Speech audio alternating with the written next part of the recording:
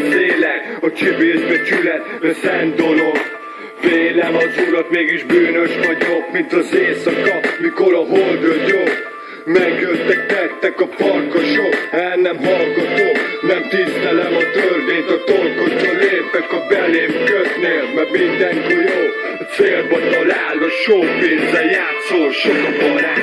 A színtörténetem körbe, Isten hozott öcsém az ördögi körbe. Mindig figyelj, kitenkedsz a házadba, kivesznek körbe, lépek a szátokra. Mamzer kutyák, akik vádakot kötnek, falkában kemények, aztán mégis mencsök.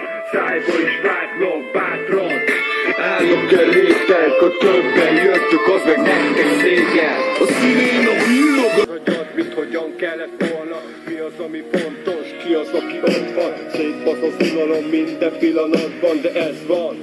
Csak körbe-körbe járkálsz, nyomod a fekvőt és várod a váltás bátran.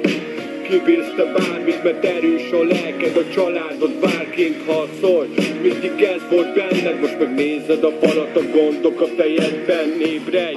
Hogyha magadba fordulsz, ha megáll az idő is, legyékig tartó testvér.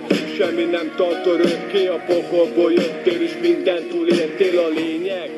Előtted az élet és nem adod fel, mert helyén a szíved. Lehet jó ember, ha a pénztárca üres a zsebed, lyukas, ez a trébátja. Ezért te jó ember, mikor a pénzt várva, éhes a könyvre, mindent elvisz a végszámba. Lehet jó ember, ha a pénztárca üres. Itt az úr, ez ellen nem tudsz mit tenni.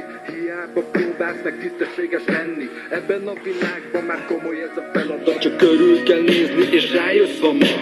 Rájössz a látod, hogy gyengék elbuknak. Akik meg tudnak, kifelé futnak. Én nem adom fel, lesz ami lesz. Mag szétbaszok valakit, hogy gyűlik a stressz. Mert akárhogy nézem, gyűlik a szám.